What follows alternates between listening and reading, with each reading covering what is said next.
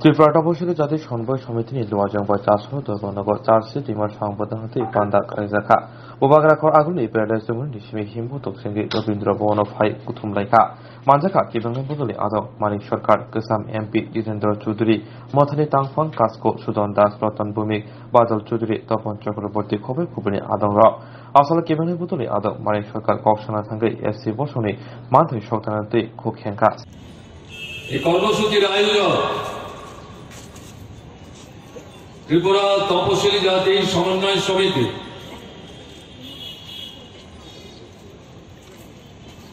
অনেকের ভাবনার মধ্যে হয়তো এটা থেকে থাকতেও পারে বা ছিল তপশিলীদের কিছু সমস্যা নিয়ে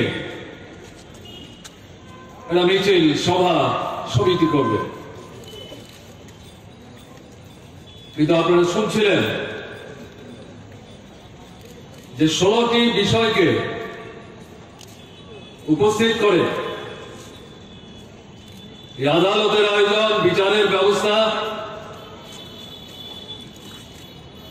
এগুলো তপশিলি অংশের মানুষদের যেমন অতপশিলি অংশের মানুষ যারা হিন্দু, মুসলমান, বৌদ্ধ, খ্রিস্টান নির্বিশেষে নানা পেশার মানুষ যারা গত 4 বছর যাবৎ আক্রান্ত হয়ে চলেছেন, তাদের সকলের প্রতিনিধি হিসেবে তপশিলি জাতি সমন্বয় সমিতি এই বিষয়গুলো এই আদালতের সামনে পেশ করেছে। বিশেষ করে তার যারা নেতৃত্ব, তাদেরকে আমি অভিনন্দন জানাচ্ছি। আমি বিস্তৃত আলোচনায় যাব না। বিশেষ করে তপশিলি অংশের মানুষের মধ্যে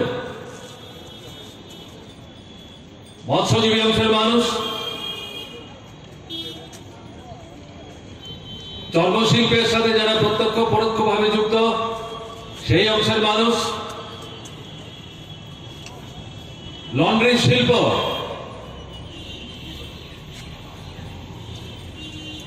তার সাথে যারা যুক্ত ছোট মালিক, মাঝারি মালিক এবং শ্রমিক কর্মচারী,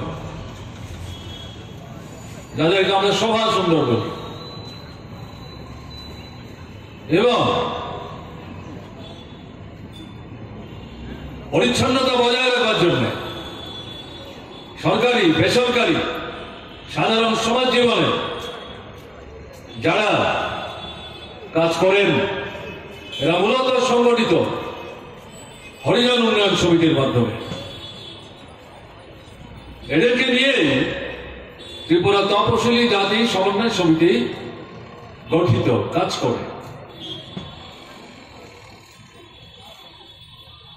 এই পেশার সাথে যারা যুক্ত